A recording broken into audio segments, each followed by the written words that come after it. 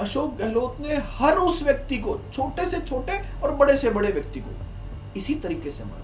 मैं हमेशा बोलता हूं कि उसको झूठे मुकदमे कराने के अलावा सच में कोई काम आता ही नहीं है। वो 3 बार मुख्यमंत्री रहा, तीनों बार जब मुख्यमंत्री से हटा तो कांग्रेस को रसातल में डाल के हटा। ये जज वो थे कि हाई कोर्ट की रोक थी कि आप ये मुकदमे रीओपन नहीं कर सकते, फिर भी पुलिस रीओपन कर लाई, उन मजिस्ट्रेटों से फाइलें ले आई, मुझे गिरफ्तार भी कर लिया, जेल भी भेज दिया, वो सारे काम तो उस टाइम हम ये सुनते थे, क्योंकि हमारा परिचय नहीं था, लेकिन हम ये सुनते थे कि गोवर्धन सिंह कोई एडवोकेट है जो आरटीआई एक्टिविस्ट भी है और पूरे राजस्थान में एक पूरा संगठन बना रखा है। पहले मुकदमे से लेकर के अंतिम मुकदमे तक हाई कोर्ट के सुपरविजन के बाद पुलिस ने माफी मांगते हुए नेगेटिव एफआईआर पेश की। सारे मुकदमे झूठे थे, सारे एक साथ A to Z। लेकिन वो तो गांधीवादी है, सज्जन आदमी है। बिल्कुल बिल्कुल, मैं सच कह रहा हूँ। गांधी का अंश भी होता तो वो उस एफआईआर को दर्ज करता जो उसके खिलाफ ऑर्डर हुई थी, कोर्ट ने दर्ज नहीं की, उसने आज तक दर्ज नहीं की। 2022 में ऑर्डर हुआ था, 31/3/2022 से, और मैं तो कह रहा हूँ उसने नहीं करी, कोई बात नहीं, आप भजनलाल से करा के दिखा दो। तो हिंद की जय के बीच में ये बीच में शब्द सुनाई दिए कि ब्लैकमेलिंग भी चल रही है, ये कहाँ से आ गई फिर? मुझे बताइए, अशोक गहलोत का ऐसा कौन सा काम है जिससे उसको इज्जत से देखा जाना चाहिए? देखिए, वो गुंडा था, वो भ्रष्टाचारी था, वो अपराध करता था, उसके सारे अवगुण जिस एक व्यक्ति में हो सकते हैं तो अशोक गहलोत में आपको मिल जाएंगे। अशोक गहलोत ने खुद नहीं करवाए थे या किसी से करवाए थे? देखिए, अशोक गहलोत खुद तो चीफ मिनिस्टर कैसे कराएगा? नहीं, आप इसलिए मैंने पूछा है। लेकिन मेरे पास प्रमाण है इस बात का। मतलब शुरुआत जो 11-12 में जो खत्म हुआ, वो 18 में आके वो फिर शुरू हो गया, फिर अशोक गहलोत वापस शुरू 5 साल बाद वही सब। मतलब अशोक गहलोत को केवल मुकदमे कराने आता है। मैं ये नहीं कहता कि बाकियों को नहीं आता है, बाकियों को आता है, लेकिन इसमें जो सर्वोत्तम भ्रष्टाचारी है, सर्वोत्तम जो इस मामले में काम कर सकता है, वो अशोक गहलोत है। जादूगरी है। हाँ, वो जादूगर है, जादूगरी है। पुलिस वाले, जो जेल का पुलिस होती है, उसके यहाँ पर कैमरा लगा दिया कि तेरे को हरदम कैमरे की नजर गोवर्धन सिंह। वो जो कैमरे वाला व्यक्ति है, जब मैं नहा रहा था तब भी उसने कैमरा सामने कर लिया। मैंने कहा भाई थोड़ी तो नकल में अकल लगा। बोले साहब मेरी नौकरी का सवाल है। अरे मैंने कहा तेरी नौकरी नहाते समय ये कैमरे की रिकॉर्डिंग करने थोड़ी जाएगी, एक बार तेरे अफसरों से पूछ तो ले। वो मेरे जेल से पत्र मैंने कैसे लिखा मेरा जी जानता है, मैं खुलासा कर दूंगा, गड़बड़ हो जाएगा, पता नहीं कितने सारे लोगों को नौकरियां चल जाएगी उसमें।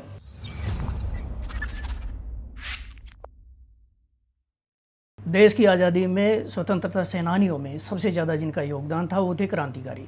मगर उसके बाद जैसे हमारे संविधान में, लोकतंत्र में लोगों को आज़ादी दी गई है, उसके हिसाब से क्रांतिकारी अब भी पैदा हो रहे हैं। ऐसे ही एक क्रांतिकारी हैं हमारे साथ राजस्थान से, एडवोकेट गोवर्धन सिंह। गोवर्धन जी, आपका स्वागत है। स्वागत के साथ में सवाल भी है। सवाल ये है कि आप बीकानेर से हो और जयपुर में आके आप वकालत कर रहे हो, और वकालत भी ऐसी कर रहे हो कि कोई कर ही नहीं रहा है। तो शुरू से ये बताइए, आप आपके जन्म के टाइम से शिक्षा दीक्षा कहाँ हुई, कैसे हुई, और यहाँ तक की यात्रा कैसे रही? पहले सवाल का जवाब तो है कि मैं एक्सीडेंटल एडवोकेट हूँ। मेरे मन में रहा होगा कभी वकील बनने का, लेकिन मैं मजबूरी में वकील बना और बीकानेर में पढ़ा लिखा बड़ा हुआ, सब चीज़ें बीकानेर से हुई, मेरी शिक्षा भी सब बीकानेर से हुई, LLB मैंने बीकानेर से करी। फिर प्रश्न था कि कुछ अच्छा करना है, अच्छा करने में वकालत एक माध्यम हो सकती है, यह सोच करके LLB की पढ़ाई, जब विपरीत परिस्थितियां हो गई थी 2010 में, उसके बाद पढ़ाई करना शुरू किया, LLB करी। फिर वकालत का जब प्रश्न आया तो बोले वकालत कहाँ करें, तो प्रश्न ये था कि बीकानेर का व्यक्ति हाईकोर्ट वकालत करे तो जोधपुर में करे, लेकिन जोधपुर में वकालत करने से केवल वकालत तो आप कर सकते हैं, लेकिन देश के लिए कुछ करना चाहो तो वहां पर साधन कम है। तो वहां की बजाय जब आप जयपुर हाईकोर्ट वकालत करते हैं तो आपको और ज्यादा मौके मिलते हैं कुछ अच्छा करने के लिए या हिंद की जय करने के लिए। नहीं, लेकिन राजस्थान का हाईकोर्ट तो जोधपुर में है, तो फिर जयपुर आने का क्या? राजस्थान का नहीं, बीकानेर का हाईकोर्ट जोधपुर में है, राजस्थान का तो है ही, और लेकिन राजस्थान की एक ब्रांच जयपुर में है। लेकिन ये ब्रांच कहते ही है, वास्तव में तो राजस्थान का जो जयपुर का हाईकोर्ट है वह मूल हाईकोर्ट जो जोधपुर में उससे कई गुना बड़ा है, एरिया भी ज्यादा है, जज भी ज्यादा है, केसेज भी ज्यादा है, जिले भी ज्यादा है। ऐसा क्यों? अब ऐसा तो पुराना इतिहास में जाना पड़ेगा, जिसका विरोध आज भी जोधपुर हाईकोर्ट से जुड़े हुए वकील कर रहे हैं। हर महीने के अंतिम दिन वो स्ट्राइक कर रहे हैं, पिछले कितने वर्षों, जब से जयपुर में हाईकोर्ट बना तब से। और हर साल भी कोई कार्यक्रम भी करते हैं शायद इसको लेकर। हर महीने का एक विरोध प्रदर्शन करते हैं। वो विरोध प्रदर्शन अभी एक औपचारिकता सी बची है, लेकिन करते हैं वो। आपने अभी एक शब्द बोला एक्सीडेंटल एडवोकेट बने। एक्सीडेंटल एडवोकेट कैसे बने, उसके पीछे की कहानी क्या है? देखिए, पढ़ाई लिखाई करने के बाद मन तो था वकालत करने का, लेकिन घर की परिस्थिति ऐसी थी कि आपको कोई रोजगार करना था, कोई बिजनेस करना था। तो उन दिनों में जब मैं पढ़ लिख कर बाहर निकला तो टेलीकॉम उफान पर था। शुरुआती दौर में कम लोगों को पता था कि ये टेलीकॉम इतना बढ़िया काम हो सकता है क्या। तो टेलीकॉम में कई सारे आउटसोर्सिंग काम शुरुआती दौर में हमने ले लिए थे। राजस्थान और पंजाब स्टेट में ठीक ठाक काम था, मैं फाइनेंशियली भी ठीक ठाक सा हो गया था। ये किस टाइम की बात है? ये बात है 2003 से ये सफर शुरू हुआ और 2010 तक ये सफर चला। मैं 2010 बीच में बता दिया था आपको। लेकिन इस दौरान जब ठीक ठाक सा सक्षम होने लगे तो जो अंदर की जो ईमानदारी की बीमारी थी उसने भी सिर उठाना शुरू कर दिया। और लगातार उस दौर में 2005 जब आरटीआई कानून आया तो बहुत बड़ा देश भर में मतलब क्रांति सी चल रही थी कि भ्रष्टाचारियों के खिलाफ लोग एविडेंस जुटाते थे और चीजें सामने आती थी, घोटाले खुल रहे थे। उस दौर में 2006 में जब हम सक्षम हो गए तो हमने भी वो दस्तावेज जुटा करके इन भ्रष्टाचारियों के खिलाफ कई मामले एंटी करप्शन ब्यूरो में, सीबीआई में, पुलिस में, कोर्ट में, जहां इनके खिलाफ कार्रवाई हो सकती थी वहां देने शुरू कर दिए। आपने पूरे राजस्थान में टीम बना ली थी कि इसको लेकर? टीम तो नहीं कह सकते, लेकिन राजस्थान में अलग अलग जगह से टीम बनी हुई थी जो भ्रष्टाचारियों के खिलाफ लड़ते थे। उनको संगठित करने का जो काम था वो कुछ लोग कर रहे थे, मैं भी उनमें से एक छोटा हिस्सा। नहीं, हमारा परिचय नहीं था, लेकिन हम ये सुनते थे कि गोवर्धन सिंह कोई एडवोकेट है जो आरटीआई एक्टिविस्ट भी है और पूरे राजस्थान में एक पूरा संगठन बना रखा है। देश भर में आरटीआई लगा करके भ्रष्टाचार उजागर करने वाले बहुत सारे लोग थे, उनमें से एक छोटा व्यक्ति मैं भी था। और हम भी उस संगठित रचना में रह करके और लोगों को ट्रेंड भी करते थे कि आरटीआई कैसे लगाई जाती है, कैसे सूचना प्राप्त की जाती है और सूचना प्राप्त करने के बाद उस भ्रष्टाचारी खिलाफ कार्रवाई कैसे करेंगे, इस ट्रेनिंग को मैं देता था। PC act, prevention of corruption act पर भी मेरी ठीक ठाक सी पकड़ होती थी। एंटी करप्शन ब्यूरो में भी कई बार मुझे बुलाया जाता था कि आप मदद करिए इन्वेस्टिगेशन ऑफिसर की, तो वो भी मैं करता था। तो ठीक है, कुछ अच्छा मन में भाव था, हिंद की जय करने का भाव था, हमको लगता था यही माध्यम हो सकता है, तो कर रहे थे। तो हिंद की जय के बीच में ये बीच में शब्द सुनाई दिए कि ब्लैकमेलिंग भी चल रही है, ये कहाँ से आ गई फिर? देखिए, जब आप के पास किसी भी ईमानदार व्यक्ति को धमकाने का रास्ता बंद हो जाए, लालच देने का रास्ता बंद हो जाए, तब केवल एक ही रास्ता बचता है कि आप उसको कह दीजिए ब्लैकमेल करता है। मुझे बताइए, आज तक वर्ष 2010 से अशोक गहलोत ने कोशिश शुरू करी, मुख्यमंत्री था। मतलब ब्लैकमेल, उसको डराने धमकाने के रास्ते बंद हो जाए तो फिर उसको बदनाम कर दो। आसान काम है, आप बिल्कुल एकदम आसान सा है, लेकिन मेरे पास तो प्रमाण है ना इस बात का। 2010 में पहली बार अशोक गहलोत जो उस समय तत्कालीन मुख्यमंत्री था, उसने ये सारे मुकदमे इस तरह के कराए। एक शब्द आपने बोला मुख्यमंत्री था, ये था क्यों बोलते हो आप? अशोक गहलोत को हमने और भी वीडियो देखे हैं आपके, तो ये था क्यों बोलते हो? थे, इज्जत से क्यों नहीं बोलते हो उनको आप? मुझे लगता है कि ये इज्जत का जो मामला है ना, वो किसी के बताने से या कहने से नहीं आता है, आपके मन में होना चाहिए। आप मुझे बताइए, अशोक गहलोत का ऐसा कौन सा काम है जिससे उसको इज्जत से देखा जाना चाहिए? देखिए, वो गुंडा था, वो भ्रष्टाचारी था, वो अपराध करता था, उसके सारे अवगुण जिस एक व्यक्ति में हो सकते हैं तो अशोक गहलोत में आपको मिल जाएंगे। पर आए तो नहीं कई बार आज तक? कौन से बार नहीं आए? आज कम से कम 7 आपराधिक प्रकरण तो उसके खिलाफ कोर्टों में पेंडिंग है। मैं आप जब बातचीत शुरू करेंगे उसको बता दूंगा मैं। अच्छा। लेकिन प्रश्न इतना सा है कि हमको हमारे संस्कारों में कहा गया है कि सम्मान देना है, लेकिन संस्कारों में यह भी कहा गया सम्मान किसको देना है? किसी डकैत को सम्मान थोड़ी देना है, किसी भ्रष्टाचारी को सम्मान थोड़ी देना है। सम्मान के जो लायक हो उसको सम्मान देना है। तो आपकी बात का जवाब यह है कि सम्मान मन से निकलता है और मिलता है। आप मुझे बताइए, हम जो बात कर रहे हैं कि 2010 तक अशोक गहलोत कई मुकदमे मेरे खिलाफ करा चुका था, हाई कोर्ट के सुपरविजन जब शुरू हुआ, अशोक गहलोत ने खुद नहीं करवाए थे या किसी से अब करवाए देखिए थे? अशोक गहलोत खुद तो चीफ मिनिस्टर कैसे कराएगा? नहीं, आप लेकिन इसलिए मैंने एक- पूछा है। लेकिन मेरे पास प्रमाण है इस बात का। 25 मार्च 2010 को विधानसभा में शून्यकाल के दौरान, अब भी ऑन रिकॉर्ड है, विधानसभा के रिकॉर्ड पर पड़ा है, बहुत बड़ी डिबेट चली, झगड़ा हुआ। राजेंद्र राठौड़ जो बीजेपी के नेता है, उन्होंने ये मामला उठाया शून्यकाल में। देवी सिंह भाटी जो है उनसे लड़ पड़े, शांति धारीवाल ने बोला, बहुत सारी चीजें ऑन रिकॉर्ड है। तो आपको लगता है अशोक गहलोत को पता नहीं चला? इतना घाघ आदमी जो गांव गांव की खबरें रखता है, विधानसभा में इतना शोर मच लिया, इतने लोग लड़ लिए, फ्रंट पेज पे की खबरें पूरे देश भर बनी, उसको पता नहीं चला गया? और उसका सबसे प्रिय भ्रष्टतम व्यक्ति हबीब खान गौरान, उसको वो एसपी लगाता है और वो और धंधे आगे बढ़ाता है। तो ये सब काम जो है समझ में आता है एक सामान्य विवेक का व्यक्ति, कि वो 2010 में जितने मुकदमे कराए ब्लैकमेलिंग के, आपका सवाल यहां शुरू हो रहा था, उन समस्त मुकदमे, यानी पहले मुकदमे से लेकर के अंतिम मुकदमे तक हाई कोर्ट के सुपरविजन के बाद पुलिस ने माफी मांगते हुए नेगेटिव एफआईआर पेश की। सारे मुकदमे झूठे थे, सारे एक साथ, ए टू जेड। ये वही पुलिस थी जो कह रही गोवर्धन सिंह गुंडा है, बदमाश है, ब्लैकमेलर है, ये है, इनामी अपराधी है। वही पुलिस हाईकोर्ट में माफी मांगते हुए कहती है कि साहब हमने पहले मुकदमे से लेकर अंतिम मुकदमे 13-14 मुकदमे किए थे उसने, और कहा कि सारे मुकदमे झूठे थे, हमने सब में नेगेटिव एफआईआर पेश कर दी है। तो मुकदमे किसने करवाए थे दर्ज? मुकदमे उन लोगों ने कराए जिनका आरटीआई कानून से जो साक्ष्य आए, जिनके खिलाफ एंटी करप्शन ब्यूरो में केस हो गए, जिनकी जमीनें चली गई, जिनको बड़े नुकसान हुए, जिनका खुलासा हो गया लोगों के सामने, जो जनता में बदनाम हो गए, ऐसे सब लोगों ने मिलकर के वो सारे झूठे मुकदमे कराए थे। लेकिन गोवर्धन जी, एक सवाल ये भी आता है, देखो एक सामान्य सा नियम है, हम अगर किसी विषय पर बोल रहे होते हैं तो हमारे पास उसके एविडेंस होने चाहिए। आप एडवोकेट, आप इस चीज़ को समझते भी हैं।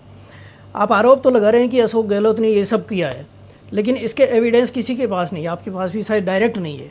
तो इसमें सवाल ये उठता है कि कई बार क्या होता है, छोटा जो व्यक्ति होता है, मैं ये नहीं कह रहा हूँ आप छोटे हैं, लेकिन जो छोटा व्यक्ति होता है वो व्यक्ति बड़े को टारगेट करता है फेमस होने के लिए। तो ऐसा तो नहीं था कि आपने अशोक गहलोत का नाम ऐसे लिया हो और फिर उसके सहारे?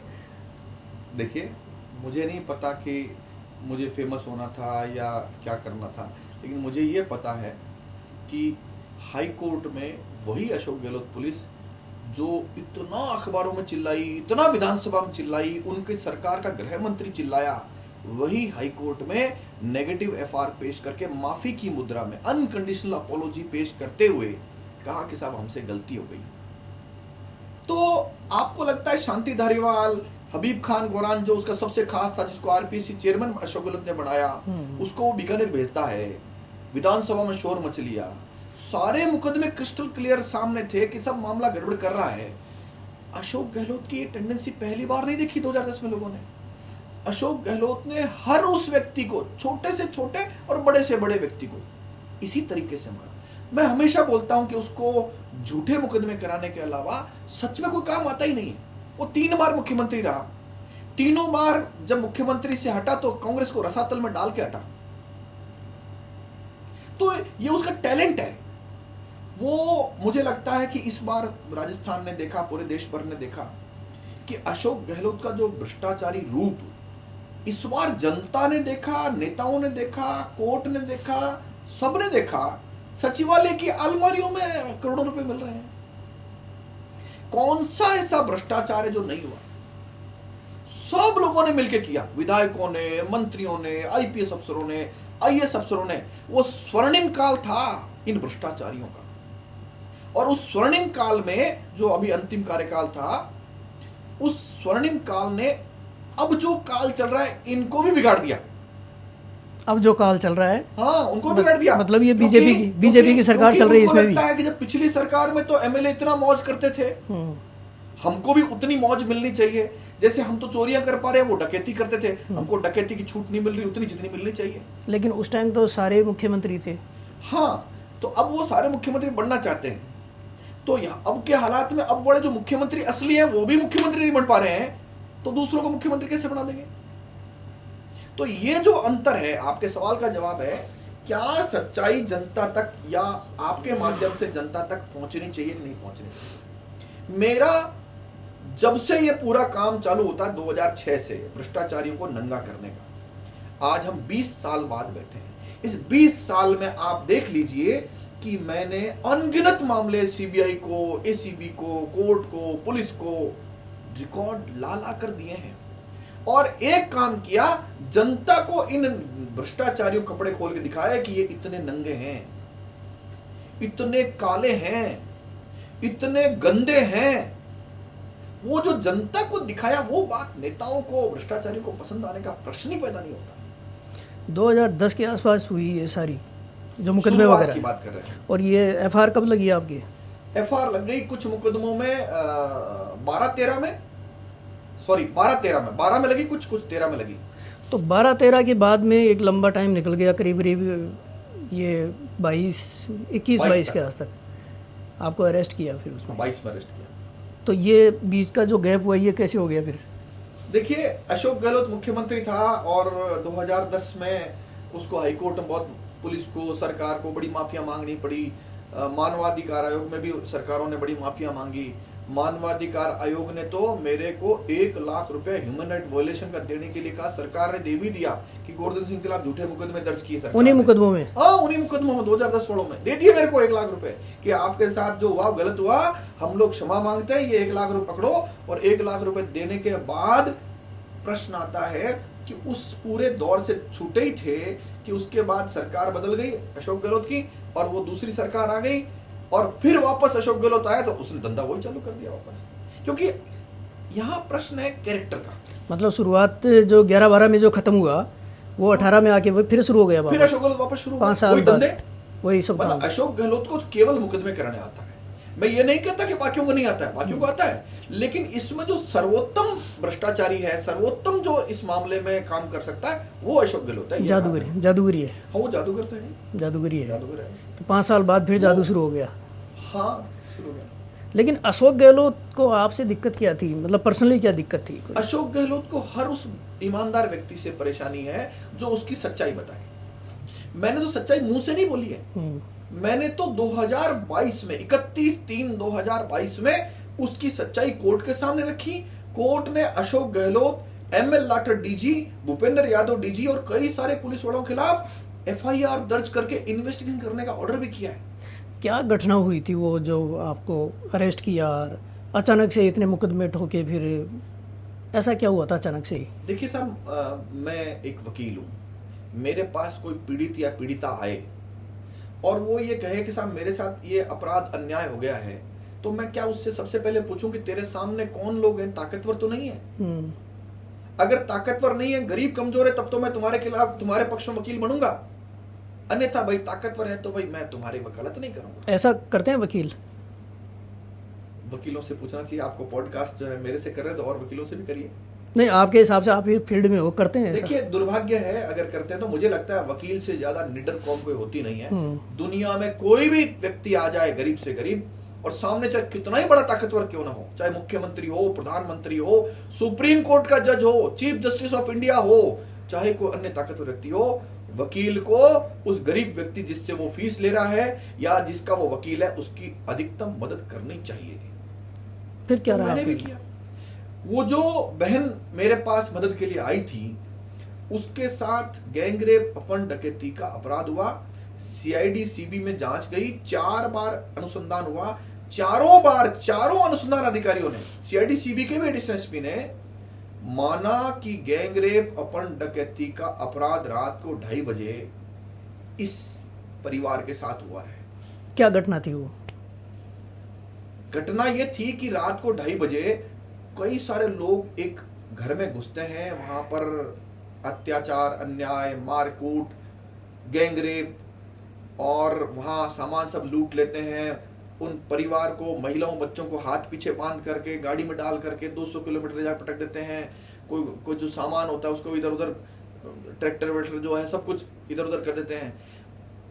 बात यह है कि वो जो गरीब जाट परिवार मेरे पास आया, मेरे पास एक ऑप्शन था कि तेरे सामने ताकतवर लोग हैं, तेरे सामने जो लोग हैं वो महादेव सिंह खंडेला गुंडे हैं, तो मुझे ये कह देना चाहिए था कि नहीं, मैं तो पैरवी नहीं करता।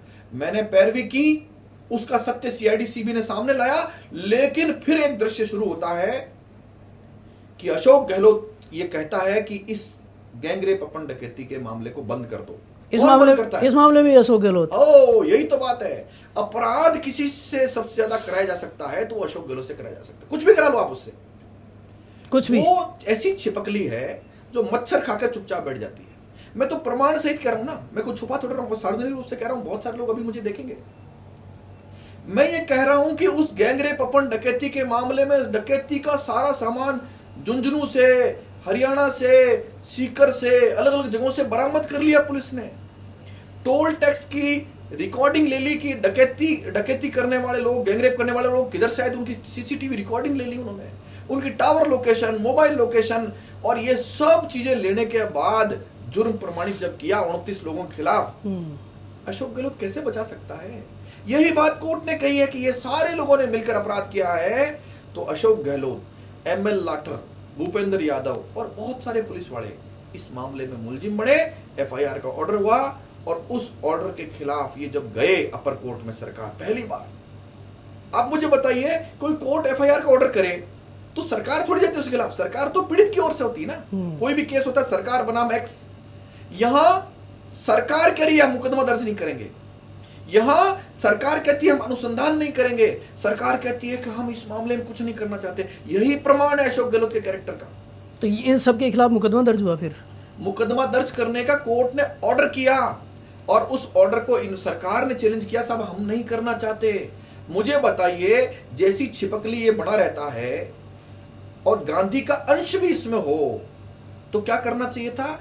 कहना चाहिए था कि ये मुकदमा जो मेरे खिलाफ ऑर्डर हुआ है इसको दर्ज करिए, इन्वेस्टिगेशन करिए और नतीजा जनता में सार्वजनिक करिए। इतना डरपोक कायर आदमी दर्ज ही नहीं करेगा।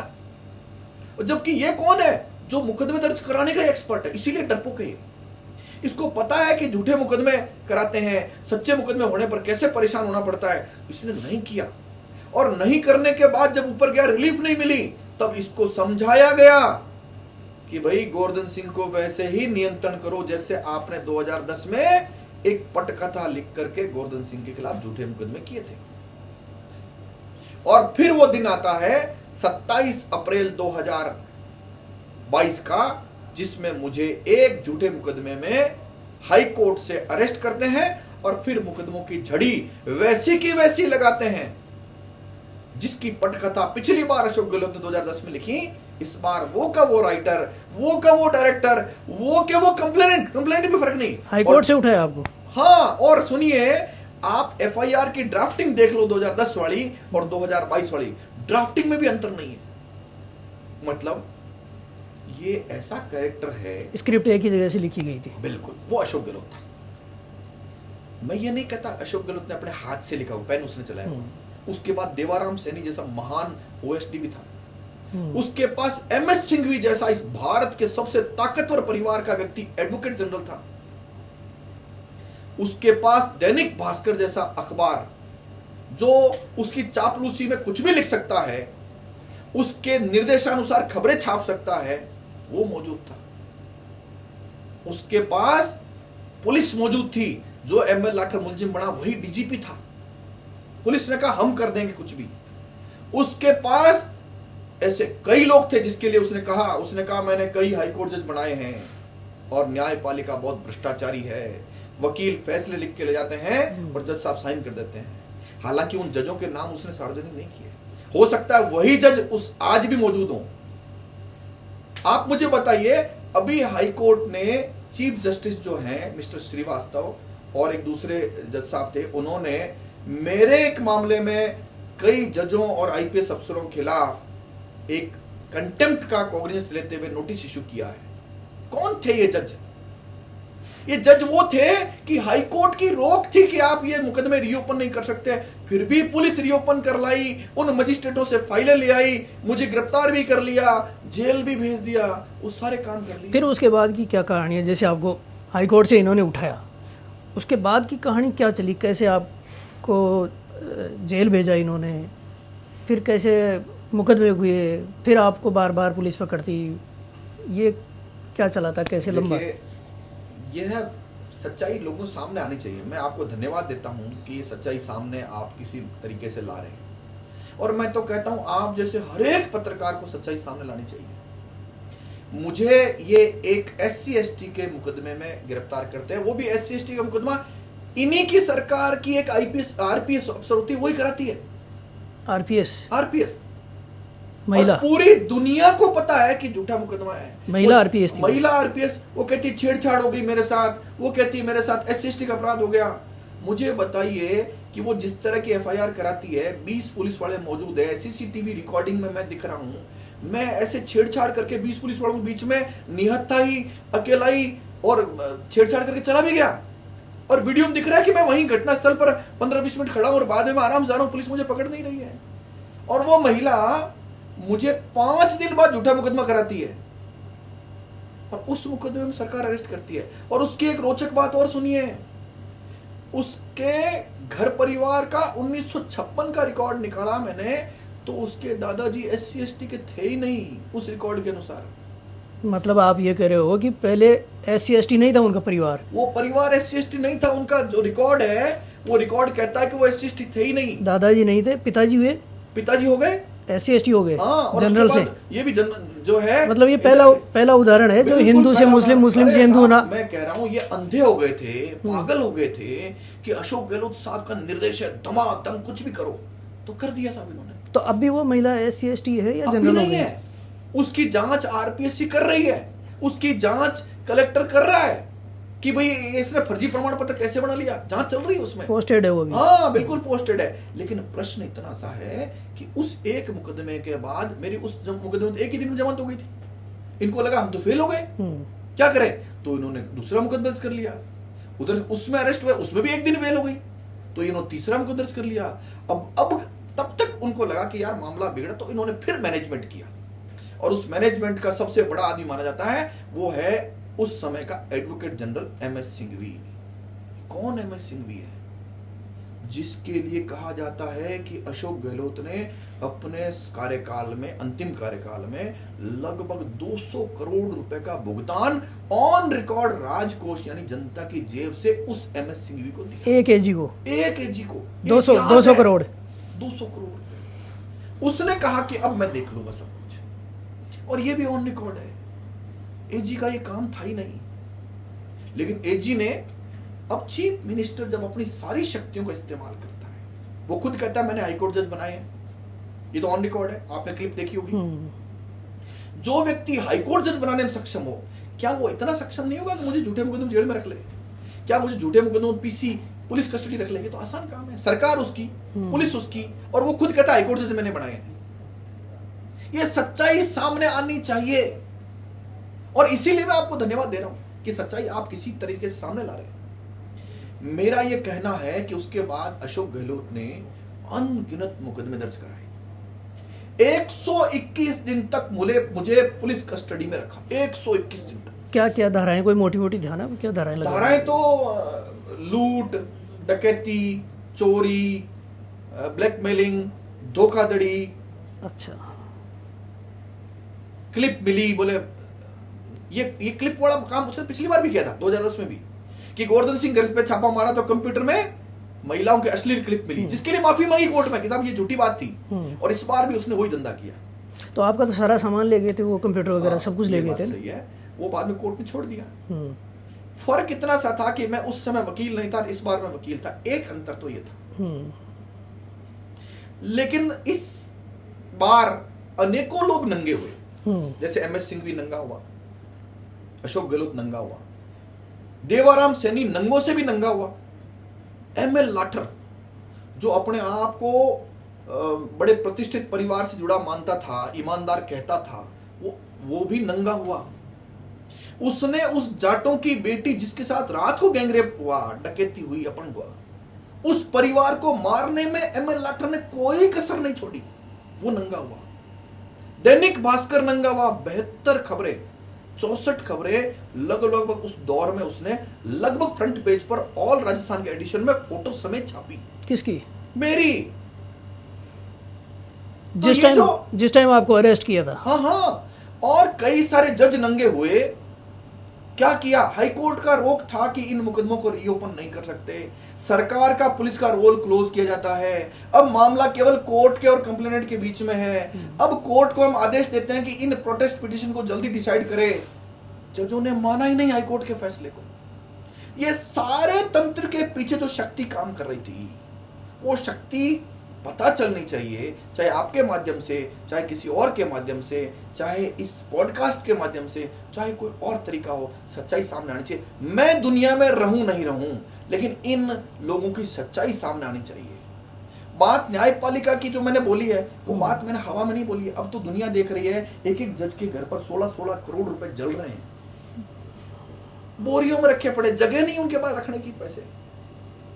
क्या अशोक गहलोत सही कह रहा था कि सारे न्यायपालिका में भ्रष्ट हैं, कई हाईकोर्ट जज मैंने बनाए हैं, वकील फैसले लिख के ले जाते हैं, जज साइन कर देते हैं? इस पर डिबेट तो होनी चाहिए ना, चर्चा तो होनी चाहिए। पर इसमें माफी मांगी थी अशोक गहलोत ने बाद में। क्या माफी मांगी? उसने ये नहीं कहा, उसने कहा था कि मेरे से गलती से ये बात हो गई। नहीं, उसने कहा था कि ये बात मैंने बोली है क्योंकि ये बात पब्लिक डोमेन में पहले से थी। ये कहा है उसने, माफी नहीं मांगी उसने। और माफी, देखो मुझे, आप मुझे बताइए, अशोक गहलोत ये कहता कि साहब मैंने झूठ बोला था, मैंने कोई हाईकोर्ट जज नहीं बनाया, मैं तो झूठा हूं दुनिया का सबसे बड़ा, ये कहता, तब हम मानते। उसने नहीं कहा, उसने एक बार भी नहीं बोला कि मैंने हाईकोर्ट जज नहीं बनाए थे, मैं तो उस समय ऐसे ही झूठ बोल दिया था, नहीं बोला उसने, क्योंकि वो काफी हद तक सच बोल रहा था। क्या सच बोल रहा था?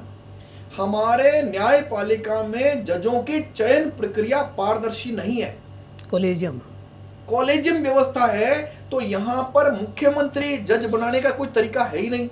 तो अशोक गहलोत ऐसा कैसा कह रहा था कि मैंने बनाए थे? और अगर वो कह रहा है मैंने बनाए थे, तो कॉलेजियम ने, सुप्रीम कोर्ट ने, हाई कोर्ट ने उसके खिलाफ कॉग्निजेंस क्यों नहीं लिया कि तूने कौन सा जज बनाया, बता, नाम बता। क्या कोई मुख्यमंत्री हाईकोर्ट जज बना सकता है? ये सवाल है, वो जनता के सामने भी जाना चाहिए। और वो कह रहा है कि हाँ मैंने बनाए, लेकिन प्रश्न ये है कि जनता को यह पता चलना चाहिए कौन कौन से हाईकोर्ट जज अशोक गहलोत ने बनाए, जो अब हाईकोर्ट जज हैं, या प्रमोट हो गए हैं, या किसी और हाईकोर्ट में ट्रांसफर हो गए हैं, या वो सुप्रीम कोर्ट जज बन गए हैं। मुझे बताइए सवाल बनता कि नहीं बनता? हालांकि हमारी बातचीत किसी और दिशा में चली गई, आप अगले प्रश्नों से। पर मैं ये जानना चाहता हूँ, जब आपको अरेस्ट किया, पहली बार आप जेल गए, क्योंकि पहली बार गए, उससे पहले नहीं थोड़ी गए थे? नहीं, कभी नहीं गए। जब आपको अरेस्ट किया, आपको जेसी हुई, आप जेल के अंदर गए, तब आपको कैसा फील हुआ पहली बार? क्योंकि एक बहुत बड़ी यात्रा थी ये, 4 धाम से भी बड़ी यात्रा। देखिए, मैं 27 अप्रैल 2022 को पहली बार पुलिस थाने में गया, मुझे अरेस्ट कर लिया, लॉकअप में डाल दिया। वो भी मेरे लिए कठिन दौर था, यार मैंने तो कुछ किया ही नहीं, लेकिन मुझे पता था कि देख भाई, तूने सच्चाई सामने लाने का जो काम पिछले दिनों में किया था, इसका परिणाम तो ये निकलना था। आपने देखा हो तो 28 जुलाई 2022 को जब मुझे कोर्ट में पेश किया, तो वकीलों की बहुत बड़ी भीड़ के बीच में नारे लग रहे थे इनकलाब जिंदाबाद के। और आप एडवोकेट थे ना, आप एडवोकेट थे ना, तो वकील साथ हो गए आपके। प्रश्न यह है कि वो नारे क्यों लग रहे थे? वकीलों को भी पता था कि क्या चल रहा है। मुझे बताइए, राजस्थान के किस वकील को, किस जज को पता नहीं है कि सब कुछ इस अशोक गहलोत ने निर्माण किया था? एक सिंगल हाईकोर्ट जज, एक सिंगल सेशन जज, एक सिंगल मजिस्ट्रेट आप ऐसा ढूंढ कर नहीं बता सकते, एक वकील नहीं बता सकते जिसको यह पता नहीं हो कि यह सारा षड्यंत्र अशोक गहलोत, एमएल लाठर और एमएस सिंघवी वगैरह ने रचा है। कोई नहीं बता। आप किसी का और का पॉडकास्ट करिए, और मैं तो कहता हूं अशोक गहलोत का ही करिए।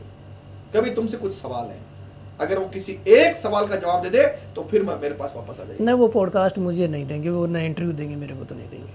हाँ, वो मुझे लगता है दैनिक भास्कर को देंगे, क्योंकि दैनिक भास्कर को वो विज्ञापन देते हैं, दैनिक भास्कर को ही वो पैसे देते हैं, दैनिक भास्कर से ही खबरें छपाते हैं, और भी कई सारे लोग हैं जो लाभार्थी हैं, उनको देंगे। आपको क्यों देंगे? नहीं, इस भास्कर पे तो बाद में आएंगे, पहले आप वो फीलिंग बताइए जो जेल के दौरान मिली। फिर मैं पुलिस कस्टडी के बाद कोर्ट में पेश किया गया, कोर्ट ने बेल पर मेरी सुनवाई की, लेकिन वो चूंकि संडे पड़ रहा था तो अगले दिन मुझे मेरी बेल हो गई थी, लेकिन उस दौरान मुझे जेल जाना पड़ा। जब मैं जेल गया तो बहुत सारी नजरें थी, पुलिस में भी ऐसी नजरें थी जो गर्दन तो नीचे कर रखी थी, ऐसे मेरे सामने नहीं देख पा रहे थे। जेल में भी ऐसा ही हुआ, जेल में मेरा पहला कदम गया तो ऊंची सी दीवारें, मैंने कहा यार कहाँ आ गए हम। लेकिन मुझे पता था कि इनकलाब की बात करने वाले हर व्यक्ति का स्थान यही है। हम चले गए अंदर। तो वहां पर जाते ही वो एक बार कुछ खड़े करते हैं, फोटो खींचते हैं, अंगूठों के निशान लेते हैं, अंगुली के निशान लेते हैं। तो एक महिला कुछ पूछ रही थी, तो उसने कहा नाम क्या तेरा? मैंने थोड़ा सा सांस लिया, नाम बता दिया। बाप का नाम बोल। मैंने कहा आप सभी से इसी प्रकार बात करते होंगे शायद। तो उसको लगा शायद कोई थोड़ा पढ़ा लिखा व्यक्ति है। उसने कहा पिताजी का नाम बोलो। तो वो सारा दृश्य मैंने देखा जो भी था। फिर हम जेल में प्रवेश कर गए तो वहां पर एक सफेद कपड़ों वाला व्यक्ति बोला, इधर आ, क्या नाम है? मैंने कहा गोवर्धन सिंह। वकील साहब? बोला। तो बोले हाँ आपको चेकिंग करानी पड़ेगी। तो फिर बाद में मुझे आतंकवादियों से डाल दिया अशोक गहलोत ने, और वार्ड 10 जो होता है आतंकवादियों के लिए बना हुआ, मुझे वहां डाल दिया, क्योंकि अशोक गहलोत की नजर में मेरे से बड़ा कोई आतंकवादी नहीं था। आतंकवादी कौन से? ये जो आतंकवादी घटनाओं में जितने भी लोग इन्वॉल्व होते हैं उनको वार्ड 10 में डाला जाता है। तो सभी प्रकार के आतंकवादी घटनाओं के लोग वहां थे।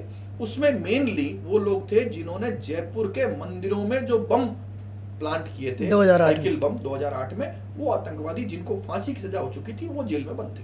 उनके साथ आपको रखा? उनके साथ मुझे एक सेल में डाल दिया गया, और चूंकि अगले दिन मेरी बेल हो गई थी तो इन्होंने दूसरे मुकदमे मुझे ले गए। तो डर नहीं लगा आपको आतंकवादियों के साथ? लगा तो होगा, अंदर से तो डर लगा ही होगा। देखिए, जब हम जिस रास्ते पर थे ना, वो डर विहीन हो गया था। नहीं, आप तो कागजों से मारते थे, वो तो आदमियों को मारे, इसलिए। प्रश्न यह है कि आपका जीवन कब तक बचा है, कब तक बचेगा, यह सोचने वाला इस दिशा में जाता ही नहीं है। आप मुझे बताइए, आप कितने लोगों को जानते हो? आप एक प्रयोग करके देखो कि राजस्थान में 1.25 लाख वकील हैं। आप ये कहो मुझे भजनलाल शर्मा के खिलाफ FIR दर्ज करानी है, तो क्या आप मेरी तरफ से पैरवी कर लेंगे? एक सर्वे करा के देख लो कि 1.25 लाख में से कितने वकील हाँ करते हैं। मुझे लगता है आपको बहुत सारी बातों का जवाब मिल जाएगा। ये तंत्र है हमारा, इस तंत्र पर काले अंग्रेजों ने कब्जा कर लिया, और वकीलों के सीनियर ट्रेनिंग में सिखाते हैं कि भाई अपने को ऐसे मुकदमे नहीं लेने चाहिए, नहीं तो वकील तो निडर होता है। कहां से सीखे ये जूनियर वकील भी? कहां से सीखे ये बात? जूनियर वकील आता बोले साहब मैं करूंगा पैरवी, नहीं कर रहे ना।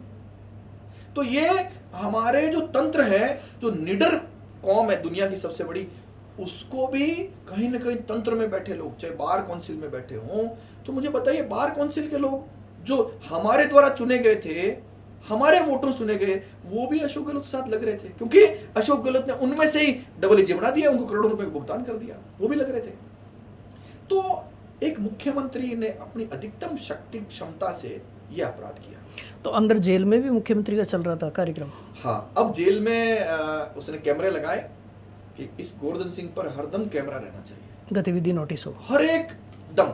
जैसे मान लीजिए एक बार, मैं हंसने की बात है, मैं मेरे को सेल चेंज करी कि आतंकवादियों से भी खतरनाक वार्ड में डालो। तो एक ऐसा वार्ड है जिसमें एक ही कैदी रह सकता है, पर्सनल सेल जो पूरा वार्ड, नहीं सेल नहीं, पूरा वार्ड ही उसका। 14 number ward jail, Jaipur jail का ऐसा था जहां पर जो सर्वाधिक खतरनाक एक व्यक्ति होता है वहां डाल दिया मुझे अकेले। और एक और पुलिस वाले, जो जेल का पुलिस होती है, उसके यहाँ पर कैमरा लगा दिया कि तेरे को हरदम कैमरे की नजर गोवर्धन सिंह पर। उस वार्ड में क्या मतलब क्या चीजें थी? उस कितना बड़ा था वार्ड? में कई सारे सेल बने हुए थे और बाकी खाली था, और ऊंची ऊंची दीवारें थी और बाकी ताला लगा रखा था। तो मुझे तो कुछ बाहर दिखता नहीं था। उस वार्ड में जरूर मेरी सेल थी, तो कभी कभार जब मुझे बाहर निकालते थे तब मुझे थोड़ा बहुत खुली जगह दिखती। हाँ, तो शेर को तो अकेला ही डालते हैं। पता नहीं, शायद मुझे लगता है कि अशोक गहलोत मुझे आतंकी समझता था या कुछ और समझता था, मुझे पता नहीं। लेकिन उसकी नजर में, अब मैं हंसने वाली बात सुनिए, वो जो कैमरे वाला व्यक्ति है, जब मैं नहा रहा था तब भी उसने कैमरा सामने कर लिया। मैंने कहा भाई थोड़ी तो नकल में अकल लगा। बोले साहब मेरी नौकरी का सवाल है। अरे मैंने कहा तेरी नौकरी नहाते समय ये कैमरे की रिकॉर्डिंग करने थोड़ी जाएगी, एक बार तेरे अफसरों से पूछ तो ले। ये सारा काम अशोक गहलोत ने, उसकी पुलिस ने, कहीं ना कहीं न्यायपालिका से जुड़े हुए कुछ लोगों ने, और AG ने, बार काउंसिल ने और दैनिक भास्कर ने मिलकर के एक गठबंधन बनाकर किया। तो ये जेल का घटनाक्रम कितने समय चला ऐसे ही? कुल मिलाकर के मैं पूरे 9 महीने जेल में रहा। मेरे माँ बाप ने मेरा नाम गोवर्धन शायद सोच समझ कर रखा होगा। भगवान श्री कृष्ण का नाम भी गोवर्धन है। भगवान श्री कृष्ण पूरे के पूरे 9 महीने माँ के पेट में जेल में थे, और मैं माँ के पेट से बाहर आने के बाद पूरे के पूरे 9 महीने जेल में रहा, जिसमें 121 दिन पुलिस कस्टडी थी। मतलब आप बाहर निकलते फिर अरेस्ट होते थे? बाहर निकलता ही नहीं था ना, वो जैसे ही जमानत ऑर्डर आया तो अगले मुकदमे में पुलिस तैयार होती थी और वो ले जाती थी। वो तो गेट के बाहर खड़ी होती है। हाँ, लेकिन वो बाहर निकलने नहीं देते थे, अंदर से ले जाते थे। ओके। ये थी 9 महीने तक लगातार? पूरे पूरे 9 महीने गिन करके, ना एक दिन ज्यादा ना एक दिन कम। तो क्या रहता है, जैसे जेल से बाहर आने के बाद में क्या परिवर्तन हुआ? पहले आप कैसे थे, बाहर आने के बाद क्या हुआ परिवर्तन, आपके अंदर क्या हुआ? मुझे लगता है ये काम आपके दर्शकों पर छोड़ना चाहिए कि गोवर्धन सिंह में रति मात्र भी कोई बदलाव आपने या जनता ने देखा हो तो मुझे बताइए। जो हिंद की जय का काम मैं पहले कर रहा था, उससे मैंने गति को सवाया किया है, उससे कमी नहीं आने दी है, ऐसा मैंने कोशिश की है। और मेरे सब साथियों ने मेरी ताकत बन करके, जनता ने मेरी ताकत बन करके, आप देखिए मैं गदगद हूं इस बात को लेकर के कि कितने लोगों ने मेरा सहयोग प्रत्यक्ष अप्रत्यक्ष किया। मजबूत हो गए?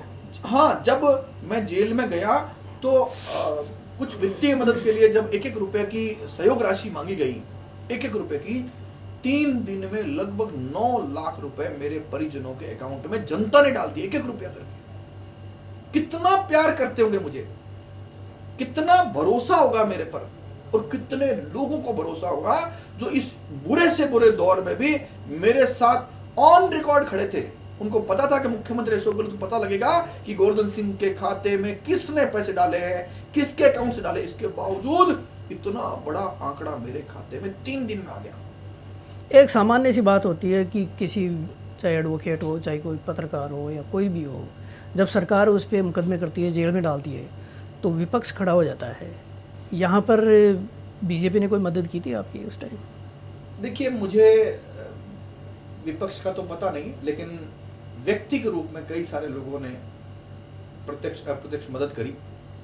लेकिन मैं ये नहीं कह सकता कि बीजेपी ने इसको मुद्दा बनाया जबकि इनके पास मुद्दा था। ऐसा मुद्दा नहीं बनाया उन्होंने। शायद अशोक गहलोत का भय लगता हो, क्योंकि अशोक गहलोत ने पहले पूर्व में राजेंद्र राठौड़ को चमत्कार दिखाया हुआ है, वही दारिया मामले में अंदर डाल करके और सारा। तो वो बीजेपी अशोक गहलोत से भयाक्रांत तो है। भयाक्रांत है या गठबंधन है? देखो, दोनों बातें अशोक गहलोत के मामले। हनुमान बेनीवाल गठबंधन बोलते हैं। नहीं, वो गठबंधन बोलते होंगे, लेकिन मुझे लगता है कि बीजेपी के लोग अशोक गहलोत से डरते तो है। मैं प्रमाण बताता हूं आपको। अशोक गहलोत अभी जिस बंगले में रहते हैं, मुझे बता दो कौन से कानूनी अधिकार से उनको बंगला दिया है भजनलाल शर्मा ने? वसुंधरा भी रहती है। सवाल ये नहीं है, आप मुझे बताइए कोई है प्रावधान? डोटासरा को जो मंत्री वाला बंगला दिया है कोई प्रावधान? दोनों तरफ मैं गारंटी देता हूं कि डोटासरा से, अशोक गहलोत से पूरी बीजेपी को या बीजेपी में बंगले देने वाले व्यक्ति को, कोई भी जो बंगले बांटता है, चाहे वो भजनलाल शर्मा बांटे चाहे कोई अन्य बांटे, बीजेपी का प्रदेश अध्यक्ष भी नहीं बोलता। चलो मान लो सरकार के लोग मिले हो सकते हैं, बीजेपी के जो कर्मठ कार्यकर्ता हैं, संगठन महामंत्री होते हैं, राष्ट्रीय अध्यक्ष है, यहाँ के प्रदेश अध्यक्ष है, उनको तो बोलना चाहिए कि तुम अवैध बंगला क्यों दे रहे हो डोटासरा को। इसीलिए तो मिला जो वो मामला है, क्योंकि पिछली बार अशोक गहलोत ने वसुंधरा का बंगला, लगता है वसुंधरा का बंगला खाली नहीं करवाया अशोक गहलोत ने। हाँ, तो अब इनका बनता है नहीं? बिल्कुल बनता है, लेकिन अशोक गहलोत में एक्स्ट्रा क्वालिटी यह है कि अगर किसी ने बंगला खाली कराने की सोच भी ली तो अगली बार दारिया जैसे किसी मामले में वो अंदर मिलेगा। भजनलाल भी? हाँ, कोई भी, भजनलाल छोड़ दीजिए, मैं कह रहा हूं आपको, वही तो निम्बाराम जी है जो भटकते भटकते फिर रहे थे, इधर उधर फरारी काट रहे थे।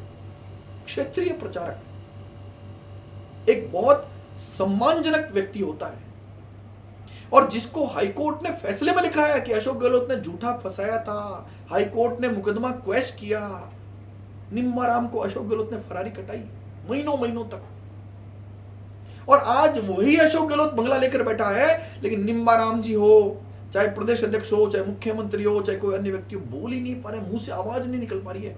इतना उसका भय है कि वो आ गया, और आने की संभावना मात्र से भय है उसका, क्योंकि उसको यही काम आता है। आपको लगता है भाई ये या गठबंधन है? मैं इसको गठबंधन तो है ही, लेकिन अशोक गहलोत का गठबंधन के साथ एक और एडिशनल ताकत है, वो है भय। लेकिन वो तो गांधीवादी है, सज्जन हाँ, आदमी है। बिल्कुल बिल्कुल, मैं सच कह रहा हूँ। गांधी का अंश भी होता तो वो उस एफआईआर को दर्ज करता जो उसके खिलाफ ऑर्डर हुई थी, कोर्ट ने दर्ज नहीं की, उसने आज तक दर्ज नहीं की। 2022 में ऑर्डर हुआ था, 31/3/2022 से, और मैं तो कह रहा हूं उसने नहीं करी, कोई बात नहीं, आप भजनलाल से करा के दिखा दो, वो भी नहीं कर रहे हैं। कितना डर है उसका, कितना भय है, गांधीवादी है। कितना खतरनाक आदमी है वो, आप अंदाजा लगा लो। भजनलाल डरते हैं, और चलो भजनलाल डरते कोई बात नहीं, प्रधानमंत्री नरेंद्र मोदी, गृह मंत्री अमित शाह, उन तक भी बात पहुंची है, वो दर्ज करा दे अशोक गहलोत के खिलाफ, वो एफआईआर जो कोर्ट ने ऑर्डर की है। उनको थोड़ी डर होगा। तो आप मुझे बताइए क्या है, क्यों नहीं हो रही है? तो उसके पीछे आप बता दीजिए क्या कारण। गठबंधन होगा ना, वो जो भी है, लेकिन आपके सामने प्रमाण है, देखिए। चलो कोई बात नहीं है। अब एक बीच बीच में आपने 3-4 बातें बोली, बड़ी 4-5 बार बोली। ये दैनिक भास्कर का नाम, आपके और दैनिक भास्कर के बीच में इतना अटूट प्रेम कैसे है? इसकी शुरुआत का क्या है? देखिए, मुझे नहीं पता, मैं जनता के सामने सच्चाई ला रहा था। जब मुख्यमंत्री लोगों के सामने नंगा हो रहा था और वह एक षड्यंत्र रच रहा था, तो वैसे तो सारा मीडिया उसके साथ था, लेकिन दैनिक भास्कर ने आगे बढ़ चढ़ करके अपनी भूमिका निभाई। आप कल्पना करिए, हर दिन भास्कर में मैं छप रहा हूं, क्यों भाई? 9 महीने में 64 खबरें मेरे पास पड़ी है उस दौर में, कि ऐसा लग रहा जैसे मुख्यमंत्री निवास से कोई ड्राफ्ट होकर खबर गई और वही एज इट इज छाप दी हो। तो मेरा कहना है कि ये जो अखबार हैं या टीवी चैनल है, जिनको मुख्यमंत्री विज्ञापन देता है, जिसकी वजह से इनकी दाल रोटी चलती है, वो चाहेंगे तो क्या ये नहीं छापेंगे वैसा? तो वही किया इन्होंने। तो मेरी क्या दुश्मनी हो सकती है भास्कर से? मेरा तो इतना कहना, हर एक भ्रष्टाचारी, हर एक गलत व्यक्ति, भास्कर भी उसका हिस्सा था। और ये तो चलो मेरे वाले मामले में तो ये नंगे हो गए, बाकी अनगिनत और मामले किए होंगे और कर भी रहे होंगे। तो ये सारी बात जो है दैनिक भास्कर पर नहीं, हर उस विज्ञापन लेने वाले मीडिया संस्थान पर लागू होती है, जो देख करके अनदेखे हो जाते हैं, नंगे हो जाते हैं, अंधे हो जाते हैं, सुनाई नहीं देता उनको, बोलना नहीं निकलता उनके मुंह से, गांधी जी के तीनों बंदर बन जाते हैं। अभी कुछ दिन पहले हमने सुना था कि दैनिक भास्कर और गोवर्धन सिंह के बीच में समझौता हो गया है। जिनसे सुना उनसे पूछना चाहिए, मेरे से कैसे पूछेंगे? नहीं हुआ था या नहीं हुआ था? मुझे लगता है कि जो मैंने बोला है उसके बाद आपका प्रश्न बनता नहीं ना। इन दिनों आपकी वीडियो भी कम आ रही मैं है। सार्वजनिक रूप से बोल रहा हूं ना, मैं कोई पत्रकार थोड़ी हूं। मैं तो, मेरा काम है कोर्ट में वकालत करना, जिस पर हाई कोर्ट ने जिस पर अशोक गहलोत ने, बार काउंसिल और राजस्थान ने रोक लगाई थी, मैं दिल्ली से स्टे करा के लाया। मेरा काम तो वकालत करना है, साथ में हिंद की जय करने काम है, वो कर रहा हूं, वो मैं मेरी ईमानदारी से कर रहा हूं। और जो काम आपका वो आप करिए ना, मुझे क्यों बता रहे कि आप करिए? आप करो। अच्छा एक बात बताओ आप, आजकल देश में मुद्दा बना हुआ है एक, सुप्रीम कोर्ट में कोई मामले को लेकर उपराष्ट्रपति ने बोला, बीजेपी के सांसदों ने बोला, इस मामले में आपकी क्या राय है? देखिए, उपराष्ट्रपति जी धनखड़ साहब ने एक बात बोली कि साहब, अगर कानून बनाने का काम भी सुप्रीम कोर्ट करने लग जाएगा तो फिर तो तंत्र ध्वस्त हो जाएगा। इस बात से काफी हद तक हम सहमत इसलिए हो सकते हैं क्योंकि अगर कानून भी सुप्रीम कोर्ट बनाएगा, कार्यपालिका काम भी वही करेगा, तो फिर इनका तो काम ही खत्म हो जाएगा ना। और इस बात को हम मान भी लें कि ठीक है, सुप्रीम कोर्ट रिव्यू करे, कानून बना दे, कानून खत्म कर दे, सब कुछ कर दे, लेकिन सुप्रीम कोर्ट में जो चयन प्रक्रिया है वो तो कम से कम पारदर्शी हो। ये जजों के बच्चे, ये उनसे प्रभावित होने वाले बच्चे, वही लोग हाई कोर्ट जज बनते हैं, वही सुप्रीम कोर्ट जज बनते हैं। मैं इस पूरी बातचीत में जिस व्यक्ति का नाम पहले ले चुका हूं, एडवोकेट जनरल एमएस सिंघवी, इस भारत में सर्वाधिक किसी एक परिवार से जज बने हैं या उसके रिश्तेदार जज बने हैं तो वो एमएस सिंघवी का ही परिवार है, भारत का सुप्रीम कोर्ट जज, हाई कोर्ट जज। तो ये सारा टैलेंट एक ही परिवार में कैसे घुस गया? अशोक गहलोत का भी कोई है उनसे कनेक्शन? अशोक गहलोत जो कह रहा है ना कि भाई मैंने कई हाई कोर्ट जज बनाए, वो नाम तो खुलासे से आई नहीं, लेकिन अशोक गहलोत का और एमएस सिंघवी का गठबंधन यह तो खुले में है, सबको पता है। 200 करोड़ रुपए के लगभग बांटे हैं उसने। परिवार में जज भी बनाए होंगे। तो मैं धनखड़ साहब की बात से इसलिए सहमत हूं कि सुप्रीम कोर्ट अगर विधायिका और कार्यपालिका का काम करने लग जाएगा तो फिर इन संसद वालों को बंद कर देना चाहिए चुनाव लड़ना। और अगर सुप्रीम कोर्ट में जजों की चयन प्रक्रिया पारदर्शी कर लीजिए, पूरे भारत के अच्छे अच्छे लोगों को, ईमानदार लोगों को पारदर्शी चयन प्रक्रिया या कोई एग्जाम या कोई इंटरव्यू या कोई अन्य तरीके से लेकर आओ और उसके बाद वो कहे कि भाई हमारे घरों पर 16 करोड़ रुपए के नोटों को जलाने काम नहीं होता है, इसलिए इस कानून में हम ये संशोधन करते हैं, शायद जनता मान लेगी। 2016 में एक कानून बनाया था मोदी सरकार ने, आपको याद हो तो, कॉलेजियम को हटाकर एनजेएसी कानून बनाया था। उसको सुप्रीम कोर्ट मोदी जी ने सरकार बनते ही यह कानून लाए थे, संसद से पास हुआ, लोकसभा राज्यसभा से पास हो गया, कानून बन गया, राष्ट्रपति का हस्ताक्षर हो गए और सुप्रीम कोर्ट ने कहा कि जजों की चयन प्रक्रिया पर जो बनाया हुआ कानून है हम उसको रद्द करते हैं। क्या अधिकार है ये कोर्ट को?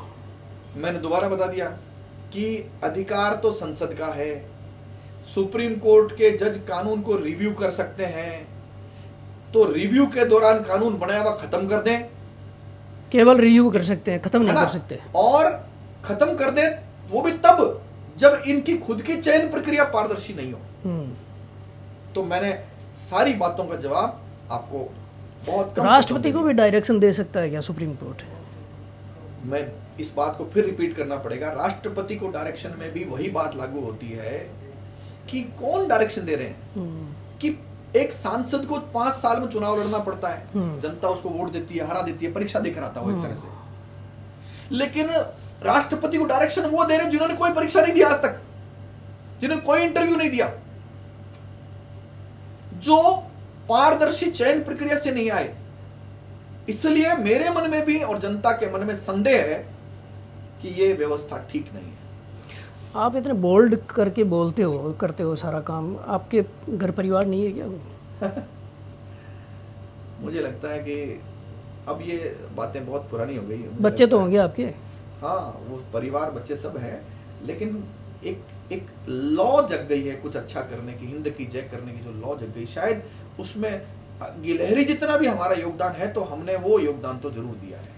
मैंने जेल से एक पत्र लिखा था परिवार को कि मैं ये नहीं कहता कि देश में कुछ बड़ा बदलाव ला दिया है, लेकिन मैंने इन बेईमानों की जड़ को हिलाया जरूर है एक बार। वो मेरे जेल से पत्र मैंने कैसे लिखा मेरा जी जानता है, मैं खुलासा कर दूंगा गड़बड़ हो जाएगा, पता नहीं कितने सारे लोगों को नौकरियां चल जाएगी उसमें, क्योंकि जेल में मुझे छूट नहीं थी, बाकी सबको छूट थी, कागज रखने की, किताब रखने की और सब चीज, लेकिन मेरे को पेन भी ये लोग रखने नहीं देते थे। जब मैं कोर्ट में पेन की मांग करता तो भी नहीं रखने देते। ये तो अधिकार थे आपके। कौन से अधिकारों की बात कर रहे हैं आप? और इस व्यवस्था में अधिकार जब चीफ मिनिस्टर कुछ कर रहा हो तो मुझे लगता है कि आपको अधिकारों की बात तो कम से कम मेरे मामले में तो नहीं करनी चाहिए। अच्छा एक बात बताओ, आपको बहुत पर्सनल सवाल है आपसे, इस गोवर्धन सिंह के चेहरे के पीछे भी कोई चेहरा है? मैं सवाल तो नहीं समझ पाया, लेकिन मुझे लगता है जैसा लोग बोलते हैं, मुझे लगता है कोई नाम तो बताना चाहिए। वो तो आप किसी और से पॉडकास्ट करते समय पूछना भाई यार कोई नाम तो बताओ। लेकिन मैं एक बात, इस बात का यूं जवाब देता हूं, मैं तो एक साधारण गरीब परिवार में जन्मा, मेरे पास कोई संसाधन नहीं, हम तो जमीन से नहीं जमीन के अंदर से निकलने वाले लोग थे।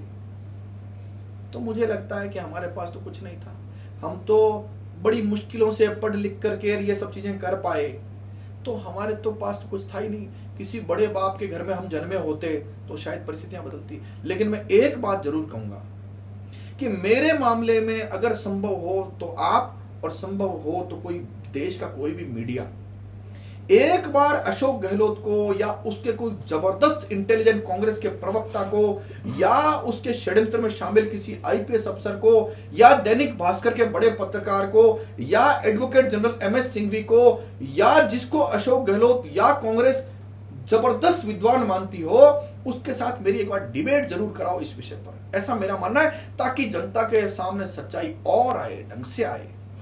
इतना सब कुछ हुआ तो आपके पास भी कभी न कभी कोई न कोई व्यक्ति तो आया होगा कि सेटल कर लेते हैं मामला।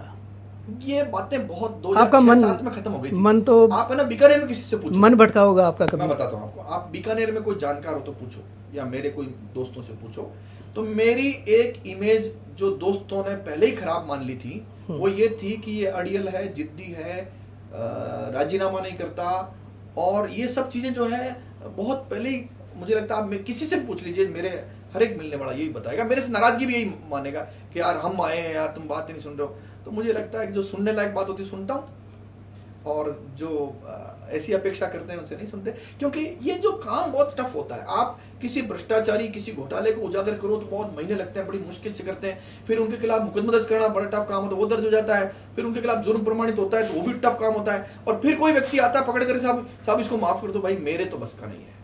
इसीलिए मेरी इमेज खराब है, मेरे कई दोस्त तो इसी कारण से नाराज हो गए तो उनका मैं राजी करता हूँ, और इन तरीकों से ये तो बात नहीं मानने में।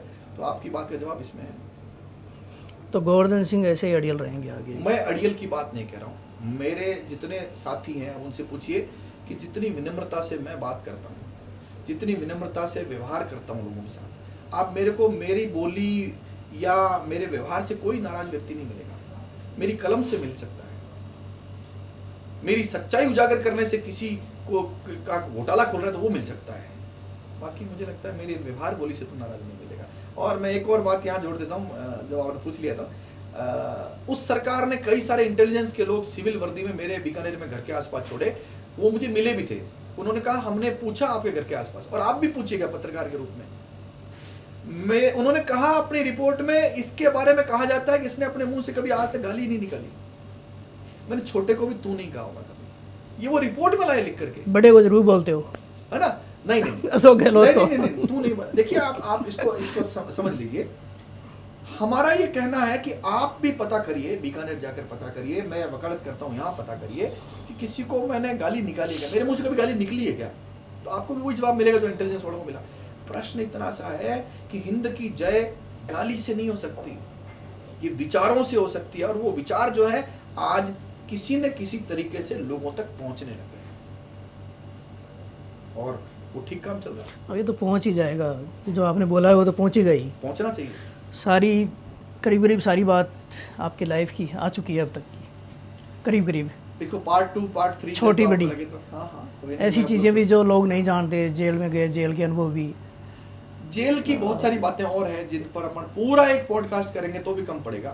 पूरे 9 महीने की जर्नी, 121 दिन की पुलिस कस्टडी, एक पुलिस थाने का लॉकअप जिसका साइज होता है 5x2 का, 5x3 का, जहां पर भयंकर मच्छर होते हैं, जहां पर उसी कस्टडी में 10 लोग आप और घुसा दिए होते हैं, वहीं पर गोवर्धन सिंह को बिठा दिया जाता है, वहीं पर सोना है, जहां पर पैर सीधे नहीं कर सकते आप, वहीं पर सोना है। और कोर्ट में जब आप एप्लीकेशन लगाओ, साहब ये मच्छर है, ये बात है, तो कोर्ट कह नहीं तो नगर निगम को एप्लीकेशन दो, यह भी ऑन रिकॉर्ड है कि हमने एप्लीकेशन दी तो नहीं करेंगे। वो सारे अनुभव है मेरे पास जो जनता तक पहुंचने चाहिए, चाहे वो फिल्म के माध्यम से, किताब के माध्यम से, आपके माध्यम से, किसी पत्रकार में दम हो तो उसके माध्यम से, कोई जूनियर वकील जो किसी केस पर रिसर्च करने की इच्छा रखता हो उसके माध्यम से, या अन्य कोई माध्यम से, चीफ मिनिस्टर के ऑर्डर पे सब कुछ समय पर छोड़ना चाहिए। चलिए गोवर्धन जी, अच्छा लगा आपसे बातचीत करके, और ये जो अनुभव है ये लोग देखेंगे, ऐसा तो नहीं है देखेंगे नहीं, समझेंगे भी, और इसके बाद मिलेंगे भी लोग आपसे, क्योंकि जानना भी चाहेंगे लोग, ऐसा नहीं है कि कोई जानना ही नहीं चाहता है, एडवोकेट हो चाहे पत्रकार हो, कोई भी हो। सारी बातचीत करने के लिए आपको बहुत बहुत धन्यवाद। मैं तो ये नहीं कहता कि आप एडवोकेट गोवर्धन सिंह की तरह क्रांतिकारी बनो या बड़ा काम करो, लेकिन इतना ज़रूर है कि ईमानदारी से काम करना चाहिए, जहाँ भी आप हो, चाहे पत्रकारिता में हो, चाहे आप वकालत में हो, चाहे इंजीनियरिंग में हो, चाहे गवर्नमेंट सेक्टर में हो, चाहे आप प्राइवेट सेक्टर में हो, सभी जगह पर ईमानदारी से काम करना चाहिए। कम से कम थोड़ा बहुत हिंद की जय, जैसा गोवर्धन सिंह जी बोल रहे हैं, ऐसा हिंद की जय वाला विचार आपके अंदर भी होना चाहिए। जय हिंद।